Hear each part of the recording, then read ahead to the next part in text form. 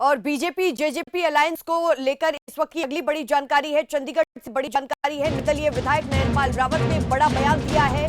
हरियाणा में BJP JJP गठबंधन टूटने की कवायद शुरू हो चुकी है। निर्दलीय विधायक ने बड़ा दावा किया है और नयनपाल रावत ने मुख्यमंत्री से मुलाकात के बाद ये बड़ा बयान दिया है।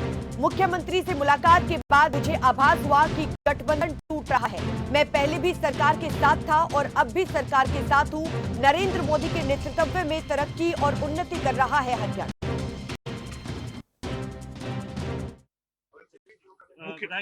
मुख्यमंत्री से मिलकर आए हैं, क्या कुछ बातचीत हुई है? देखिए, माननीय मुख्यमंत्री महोदय से मुलाकात हुई है। कल हमें मैसेज मिला कि सीएम निवास आपको पहुंचना है और माननीय मुख्यमंत्री महोदय से मुलाकात हुई है।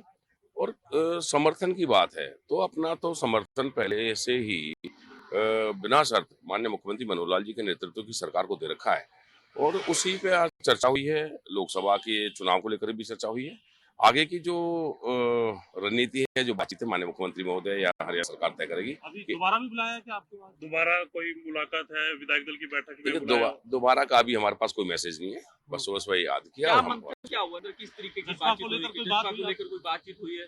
देखिए, अभी किसी तरह की कोई बात नहीं हुई है। बस यही हमसे पूछा गया कि क्या आप सरकार के साथ खड़े हो, तो हमने एक ही बात कही कि निश्चित तौर पर माननीय मुख्यमंत्री मनोहर लाल जी के नेतृत्व में हरियाणा सरकार के साथ खड़े हैं, भारतीय जनता पार्टी सरकार के साथ खड़े हैं। आपकी क्या राय है कि बीजेपी को अकेले लोकसभा का चुनाव लड़ना चाहिए जिस तरीके से? देखिए, निश्चित तौर पर माननीय मोदी जी के नेतृत्व में ये देश जिस तरीके से तरक्की और उन्नति कर रहा है, 10 सीटें हमारे हरियाणा प्रदेश की हैं। 10 की 10 सीटों पर भारतीय जनता पार्टी के कैंडिडेटों को लड़ना चाहिए और इसके यशस्वी और तपस्वी माननीय प्रधानमंत्री मोदी जी के जो है ना हाथ मजबूत करने चाहिए। सीएम साहब, जब आपसे पूछ रहे थे आप समर्थन में, तो क्या कुछ लग रहा था कि कोई नए समीकरण जसपा को छोड़ करके कुछ बनने वाले हैं? आपको क्या आभास हो रहा था? देखिए, आभास तो किसी चीज का, क्योंकि सरकार के काम है, क्या करना ना करना ये सरकार का विषय होता है। लेकिन आभास, अगर मैं आभास की बात करूं तो निश्चित तौर पर जजपा से गठबंधन जो तोड़ने की कयावत है वो शुरू होगी और मेरे हिसाब से जल्दी ही इससे निजात मिल जाएगी। और अनिल दत्त सेमवाल लगातार संवाददाता हमारे साथ बने हुए हैं। अनिल दत्त सेमवाल, अभी आपने निर्दलीय विधायक नयनपाल रावत को भी सुना है और उनकी तरफ से साफ कहा गया है कि हम शुरुआत से ही भारतीय जनता पार्टी के साथ हैं और साथ में उन्होंने एक चीज की यहां पर जानकारी भी दी है कि भारतीय जनता पार्टी को 10 की 10 सीट पर अकेले ही चुनाव लड़ना चाहिए।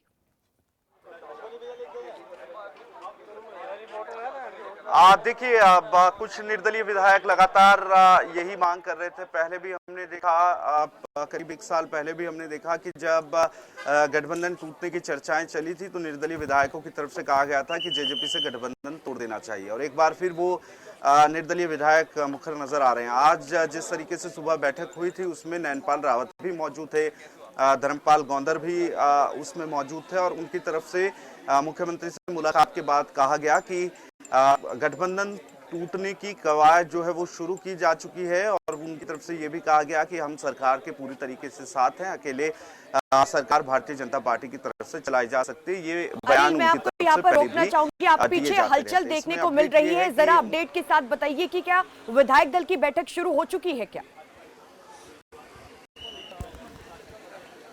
देखिए, अभी विधायक दल की बैठक शुरू नहीं हुई है, लेकिन विधायकों का के पहुंचने का सिलसिला जो है वो शुरू हुआ है। गुड़गांव से विधायक अभी पहुंचे हैं और इससे पहले हमने देखा कि गृह मंत्री अनिल विज अभी कुछ देर पहले पहुंचे। उससे पहले हरियाणा विधानसभा के स्पीकर भी पहुंचे थे। उससे पहले बिजली मंत्री रणजीत सिंह चौटाला भी बैठक के लिए पहुंचे हैं और अब जो विधायक हैं, निर्दलीय विधायकों की बात की जाए, बीजेपी विधायकों की बात की जाए, मंत्रियों की बात की जाए, उनके पहुंचने का सिलसिला जो है वो लगातार शुरू हो गया है। तो यहाँ पर अब से कुछ ही देर के बाद बैठक शुरू होगी विधायकों के पहुंचने का, क्योंकि सिलसिला शुरू हो गया। एक एक करके विधायक जो है वो लगातार हरियाणा निवास पहुंचे और यहाँ पर फैसला लिया जाएगा भारतीय जनता पार्टी की तरफ से कि आगे किस तरीके से भारतीय जनता पार्टी आगे बढ़ेगी। यहाँ पर गठबंधन की भारतीय जनता पार्टी को जरूरत है या नहीं है, इस पर फैसला लिया जाएगा। 12:30 से 1 बजे के करीब राजभवन में मिलने का समय लिया गया है, ये भी जानकारी जो है वो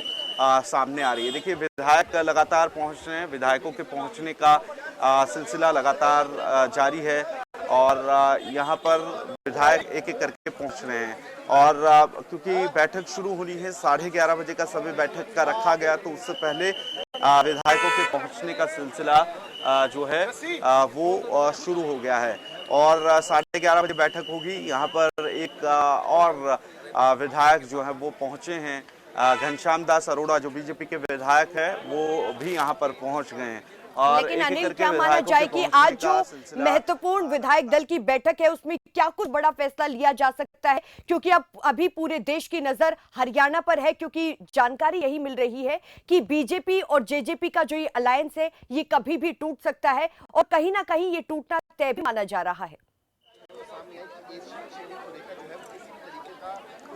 बिल्कुल, देखिए इस बैठक में चर्चा होनी है, इस बैठक में फैसला लिया जाएगा अकेले सरकार बनाने को लेकर, और उसी पर ये बैठक जो है वो काफी अहम है। 1 बजे के करीब राजभवन में पहुंचेंगे तमाम विधायक और राजभवन में पहुंचकर सरकार बनाने का दावा पेश किया जाएगा। इस दौरान मंत्रियों की तरफ से भी इस्तीफा दिया जाएगा, क्योंकि नए सिरे से हरियाणा में सरकार बनाई जाएगी। जेजेपी से अगर गठबंधन टूटता है तो सभी बीजेपी के और निर्दलीय विधायक जो है वो मंत्री बना जाएंगे। अभी 3 जो जेजेपी के पास, क्योंकि कोटे की बात की जाए, जेजेपी सरकार में थी, 3 पद जो है मंत्रियों के वो जेजेपी के पास थे, जिसमें एक खुद उप मुख्यमंत्री दुष्यंत चौटाला थे, साथ ही देवेंद्र बबली थे और राज्य मंत्री अनूप धानक भी इसमें शामिल थे। तो यहाँ पर अगर गठबंधन टूटता है तो नए मंत्रिमंडल का गठन होगा और उसमें कई नए चेहरे जो हैं वो देखने को मिल सकते हैं। तो सभी की निगाहें इस बैठक पर लगी है कि इस बैठक में भारतीय जनता पार्टी की तरफ से क्या फैसला लिया जाता है, क्योंकि ऑब्जर्वर भी नियुक्त किए गए हैं। अर्जुन मुंडा को और तरुण चुग को ऑब्जर्वर नियुक्त किया गया है, वो किसी भी समय चंडीगढ़ पहुंचेंगे और उनकी मौजूदगी में ये बैठक जो है वो शुरू होगी। तो दोनों ऑब्जर्वरों का भी इंतजार होगा। 11 बजे वो चंडीगढ़ एयरपोर्ट पर पहुंचेंगे, ऐसी जानकारी थी, और उसके बाद वो चंडीगढ़ हरियाणा निवास में पहुंचेंगे जहां पर ये बैठक होनी है। तो यहाँ पर बैठक होगी, उसमें ऑब्जर्वर मौजूद रहेंगे, संख्या बल देखा जाएगा। संख्या बल फिलहाल बीजेपी के पास पूरा है 48। लेकिन अनिल, इसके अलावा मैं अगर आपसे जानकारी लेना चाहूं कि जानकारी ये भी मिल रही है कि मुख्यमंत्री फेस को बदला जा सकता है, मुख्यमंत्री मनोहर लाल को मुख्यमंत्री पद से हटाया जा सकता है। अगर उन्हें हटाया जाता है तो कौन से ऐसे चेहरे हैं जिन्हें मुख्यमंत्री पद दिया जा सकता है? दूसरा मेरा सवाल आपसे ये होगा कि अगर मुख्यमंत्री पद को हटाया जा सकता है, क्या ये जानकारी कुछ अर्ली नहीं है? क्या ये जो बड़ा फैसला लिया जाएगा, ये जो जानकारी सामने आ रही है, ये जल्दबाजी में ली जा रही है?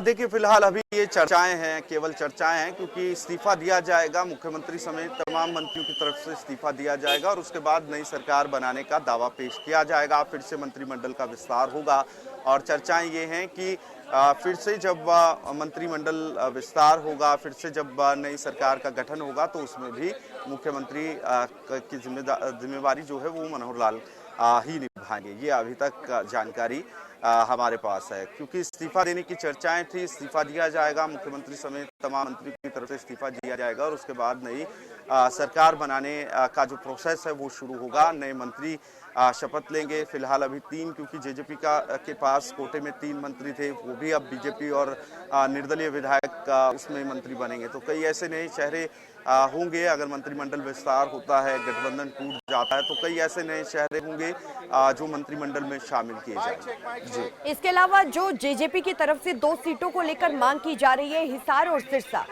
सूत्रों के हवाले से क्या कुछ जानकारी है कि कितनी यहाँ पर गुंजाइश है? देखिए हिसार और भिवानी की सीट मांगी जा रही थी, ये चर्चाएं हैं जननायक जनता पार्टी की तरफ से, लेकिन भारतीय जनता पार्टी की तरफ से जो मांग जननायक जनता पार्टी की तरफ से की गई है उसे नहीं माना गया। यही कारण है कि कल जो बैठक हुई है बीजेपी के राष्ट्रीय अध्यक्ष जेपी नड्डा के साथ उप मुख्यमंत्री दुष्यंत चौटाला की, वो बेनतीजा रही है। आज फिर बैठक हो सकती है, ऐसी चर्चाएं हैं। केंद्रीय गृह मंत्री अमित शाह के साथ बैठक हो सकती है, लेकिन यहाँ पर बीजेपी के लिए मुश्किलें इसलिए भी हैं क्योंकि 2019 के लोकसभा चुनाव में सभी 10 सीटें भारतीय जनता पार्टी ने जीती थी।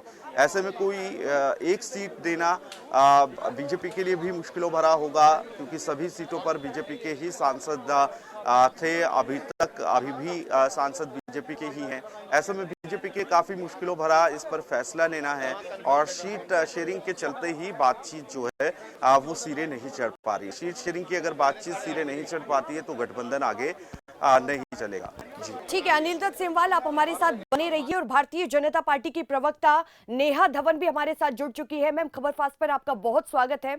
माना जा रहा है कि हरियाणा में कुछ बड़ा होने की आहट है और लोकसभा चुनाव से पहले भारतीय जनता पार्टी और जेजेपी का जो ये अलायंस है ये टूट सकता है, तो नाराजगी क्या है जेजेपी की?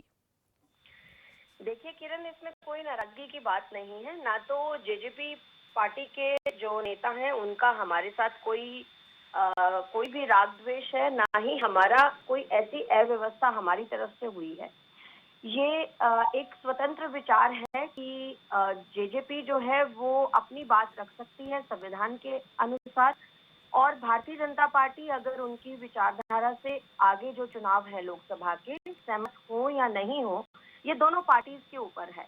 और अगर सहमत नहीं होते हैं तो भी मुझे लगता है कि दोनों पार्टी जो बीजेपी है और जेजेपी है, उनके कार्यकर्ता, उनके वरिष्ठ नेता सभी सहर्ष भाव से इसको स्वीकार करेंगे, क्योंकि हमारा मोटिव जो अलायंस का था वो हरियाणा की जनता को एक स्थायी सरकार देने का था, और वो मोटिव जो है वो हमारा बहुत अच्छे से दोनों पार्टीज ने निभाया है। हमने हरियाणा के विकास के लिए, हरियाणा की जनता के लिए दिन रात विकास के जो काम किए हैं, उनकी भलाई के जो काम किए हैं, दोनों पार्टीज ने मिलकर किए हैं।